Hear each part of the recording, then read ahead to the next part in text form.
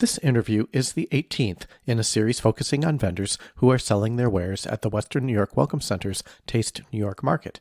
In this vendor spotlight, certified master beekeeper Pat Bono, owner-operator of Seaway Trail Honey, located on the historic Seaway Trail in Pultneyville, New York, discusses her award-winning, seasonal, single apiary, handcrafted, artisanal, kosher certified raw honey and associated products, along with some business and marketing experiences, tips, and strategies. Spotlight on Seaway Trail Honey.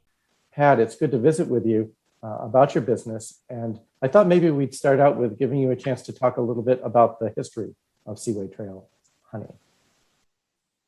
Well, I started beekeeping back in the 1970s, many years ago.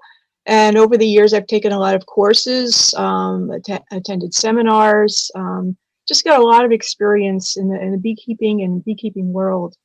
About 15 years ago, I did buy some property up by Lake Ontario and with the antique barn. And I decided to start a business and have an apiary located on that property by the lake. It's on the historic Seaway Trail, of course, which runs along the southern shoreline of Lake Ontario. And it's also located by the historic hamlet of Pultneyville. So over the years, I've renovated the antique barn. It was actually built in 1880. It has all the original hand-hewn post and beam structure. Also in the barn is I've renovated and have modernized an area to have a processing kitchen for a 20C license with a 3-bay sink. It has refrigeration, electricity, and a modern equipment in there, along with all the honey extraction. And the honey extraction, actually, I do that. Everything is done on premises. The bees are located at the property. The honey extraction is done on the property. The bottling of the honey is done on the property. I also do tours on the property. So I invite people to call me. They can make an appointment. I just recently had a group come through, and they see the bees. They see the 20C kitchen, and they see all the beekeeping equipment. And I could explain to them what the bees are doing. And also I can explain to people how the honey is processed. It is a very small scale operation, but here again, I stress that it's quality, not quantity. And that's why I do produce honey that is seasonal honey. It is all seasonal wildflower honey. Wildflowers change. So you get wildflowers in the spring, which are much different than wildflowers in the fall.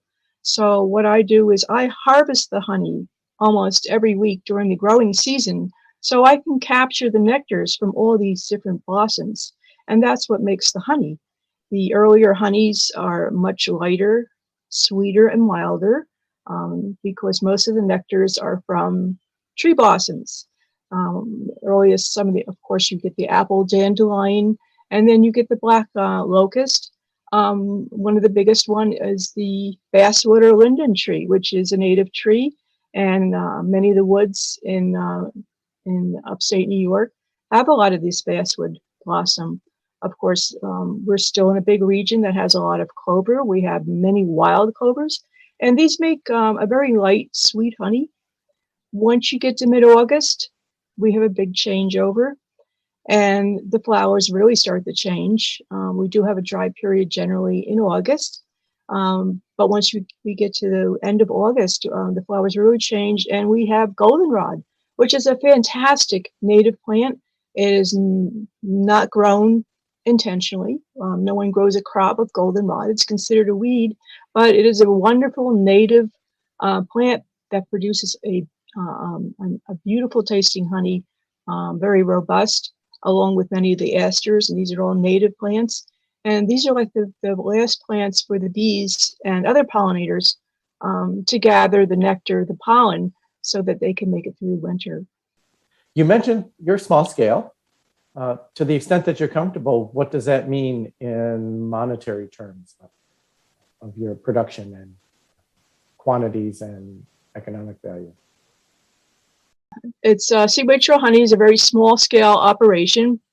And what happens, so when I produce the seasonal honey and I um, harvest the honey once a week, it is much more labor intensive. But here again, it's an advantage, not only to the person who's buying the honey, the consumer. It's an advantage for me because I get to break down. I have different varieties of the honey. I can offer different varieties, the different seasons of the honey. A lot of people do buy the honey because of their allergies. All the honey has the different pollens from the different plants. It also gives me an opportunity to market the honey in different containers. I do a lot of specialty, like for this violin. Not many people sell in these novelty jars such as this. And then I have the time, and of course it's more labor intensive, to do things such as the infused honeys. And these are all certified kosher also. Everything, all the spices are kosher. So it is much more labor intensive, but I am able to provide a quality product.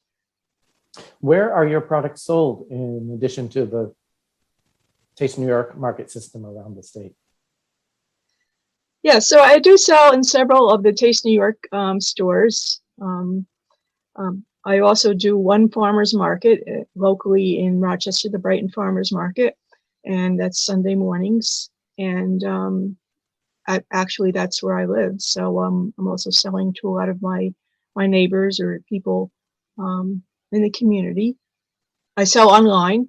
I pretty much ship to people in New York State, but sometimes I get orders from other states for people that miss New York honey, the taste of the New York honey. Say they're in the South. In the South, the honey tastes a lot different than in the northern part of the United States. So a lot of people they get homesick for New York honey. So they figure they'll buy the best, which is Seaway Trail Honey. It's nice quality honey. I also sell at local stores in the Rochester area. There's the Leo's Elite Bakery, which sells a lot of nice products, and that's in East Rochester. I also sell at Laurie's Health Food Store, which is in Henrietta. People do request honey for weddings or special events, whether it be a conference or a charity event, and they want the local honey, which can be sold in smaller containers, 2-ounce containers, which are nice favors. And of course, a lot of the wedding, sometimes people want, sometimes brides want special containers. Honey is sometimes produced and marketed more as a commodity. So what you're saying is, what's unique about your operation is that you're not producing it in that volume, and you're not homogenizing your honey. You're taking advantage of the unique production throughout the growing season. That's correct. So yes, the honey is never blended. When I harvest the honey from the bees, sometimes I'll harvest the honey from the bees in the morning and extract the honey in the barn and bottle it in the afternoon. So, and then it gives people the opportunity, especially at the farmer's market, to get very fresh honey. So the opportunity for people to taste what really fresh honey is like. And sometimes I'll harvest the honey, say the day before a farmer's market, and people have the opportunity to taste honey that's been harvested maybe 24 hours before they bought it. Of course, honey lasts for a long time, but you're still emphasizing the freshness and the raw honey aspect. You're not processed honey, just extract. Right. So all the honey I produced is raw honey. I don't use any heat in the processing at all. I do not blend the honey. And actually, the fresher the honey is, the more interesting. I tell a lot of people, yes, this is could be considered gourmet honey. When you eat honey that's been freshly extracted, it has a lot of the enzymes that the bees put into the honey. Honey is is very easily digested, is a very easily digested carbohydrate because it's composed of simple sugars because of the enzymes that the bees put into the nectar. So the bees collect the nectar from the flowers and is actually a high moisture, so it's very watery. And the bees add the enzymes to break down any complex sugars in the nectars into simple sugars, and they reduce the moisture. So what happens is honey is actually considered a very safe food and very antibacterial because it is a low moisture, high sugar liquid. Of course, it will crystallize over time. All natural honey will crystallize over time. Some people prefer that, but it's still honey and it's still good. You talked a little bit about marketing experiences, but maybe you can tell us just a little bit more about some of your marketing experiences and tips and strategies that have benefited your business and some things you may be looking forward to in the future. Well, I started selling honey, first of all, was at a farm market, but I found that some of the best experience when selling honey is selling honey at festivals because you get to interact with people. You could do a lot of tastings. People can taste the different types of honey. You learn how to talk to people, how to educate people about the bees, how to educate people about the honey. And so you just go on from there. So what I did was, so I started with the farm markets, and you get to, when you go to different markets, you get to interact with people and you find out different areas, in different areas, people prefer different type of products. Like, for instance, the honeycomb here. A lot of people aren't used to honeycomb, but there are a lot of people that remember having honeycomb when they were very young. And it's also, it's considered almost like a nostalgia thing. So people are starting to get more into honeycomb. So I start marketing more honeycomb. Some people prefer smaller jars. Some people at different areas prefer the bigger jars, and that's what they want for whatever reason. Pat, about how many hives are you maintaining and how many bees per hive? How many total bees in your business right now? Well, I always keep a very small operation because it is a one-person operation, and I do harvest from the bees every week. Right now, I keep about a couple of dozen hives, and that's more than enough for me. And of course, each hive has anywhere from 40,000 to 60,000 bees at the height of summer. But every year is different. See, as far as beekeeping goes, it is part of agriculture. And like any agricultural enterprise, we're very dependent on the weather. So each year is different. So the weather affects the plants. Now, without plants, without flowers, the bees could not survive. So they're very dependent on flowers. So if we get a really dry period, the flowers won't produce much, or if we get too much rain, or if we had a really bad winter. And also whether the hot weather is stressful to the plants, whether it affects the amount of nectar that the bees could collect from the plants. So each year is different. One year you might get a lot of honey from the bees, and the next year maybe not a lot at all. It might be a really bad year. So we're very dependent on the weather. Well, this year, for instance, it's been a really big honey year, but we have a lull right now, which is great. It gives me a break because it is a lot of work going through all the hives each week to gather the honey. In addition to your sales on site and at various markets, you said you have online sales. So what is the role of your online sales and your social media activities for your business? Well, I'm not really big on social media. I just don't have the time, and I'm just so I just rely pretty much on my website and maybe doing some advertising, just so I can pretty much direct people to my online site. And so that some people may do a search for honey, and they'll find my website, and they'll order from that. There's two names for my website I use. One is, of course, the Seaway Trail Honey.com, and the other name is NY Honey Buzz, or Honey Buzz, New York Honey.buzz. So nyhoneybuzz.com or nyhoney.buzz will work. Takes you to the same website with all the great honey products that are produced by my bees. Or seawaytrailhoney.com. Yes, Seaway Trail Honey. How's COVID impacted your business? Not much at all, actually. I mean, COVID has affected maybe events or festivals, but as far as the farm market or online sales, not much at all. Of course, now that some of the restrictions are loosening up, although this may change in the near future, more people are having events, so they're wanting more honey to have at events or weddings. But COVID really hasn't affected my operation at all.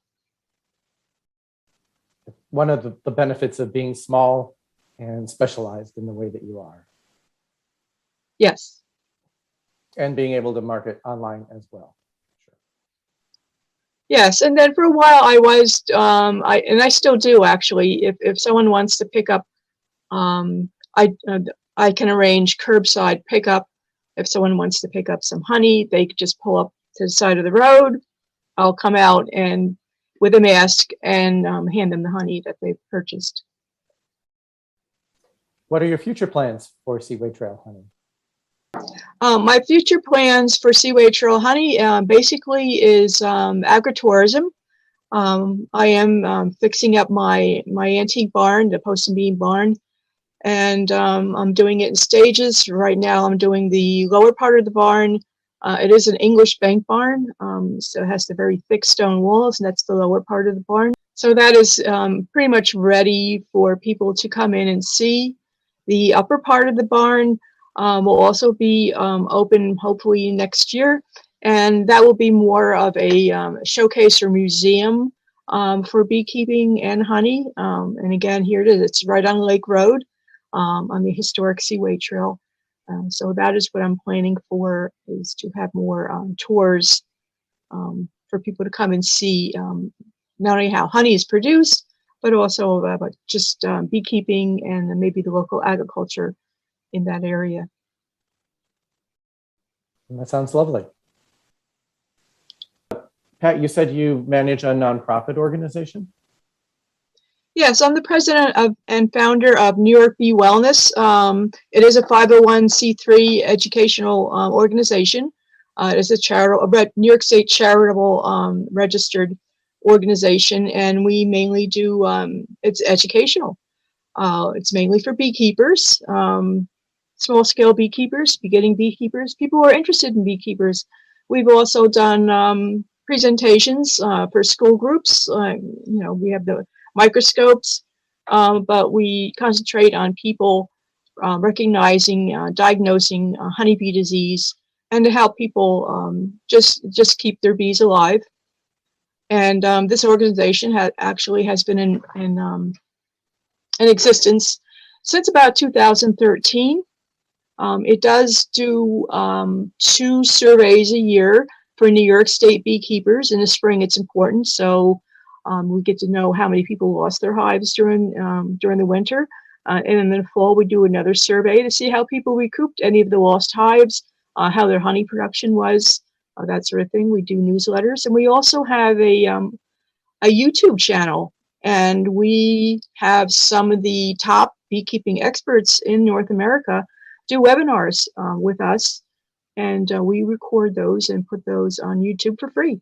So, and COVID did affect New York Bee Wellness. We used to do a lot of in-person workshops with a lot of the top experts, but we went mainly doing Zoom webinars with the experts. Actually, we found out it makes things a lot easier to do Zoom webinars. And that organization has its own webpage and probably links on your own website. as well. Yeah, so the New York Bee Wellness website, it's nybwellness.org.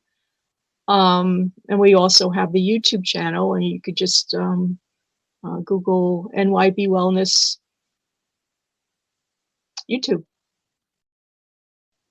Excellent. Well, thank you for doing that as well. Thank you to Pat Bono, owner-operator of Seaway Trail Honey and founder and president of New York Bee Wellness, for enthusiastically sharing the story of her artisanal honey business. Seaway Trail Honey's line of award-winning, kosher-certified, single apiary honey products, including pure raw honey, honeycomb, infused honeys, gift packs, beeswax candles, novelty jars, and bee and honey-related accessories and books, are available online at www.nyhoneybuzz.com. During the market season, Pat sells Seaway Trail Honey products in person most Sunday mornings at the Brighton Farmers Market. Seaway Trail products are available at several Taste New York markets, including the Western New York Welcome Center on Grand Island. Local customers in Brighton, Eastern Monroe, and Western Wayne counties can purchase directly from Seaway Trail's honey, including with curbside pickup following COVID-19 protocols. Seaway Trail Honey products are popular as favors for weddings, parties, and other events. Pat is available for honey tastings and educational presentations about bees. See her website for more information or send a message to seawaytrailhoney@gmail.com. Seaway Trail Honey is another example of how small businesses in New York State are continually adjusting to changes in the economy and markets, and is one of the many businesses working to make locally grown, manufactured, or processed and packaged foods, beverages, goods, and services available to consumers throughout the state, region, and beyond.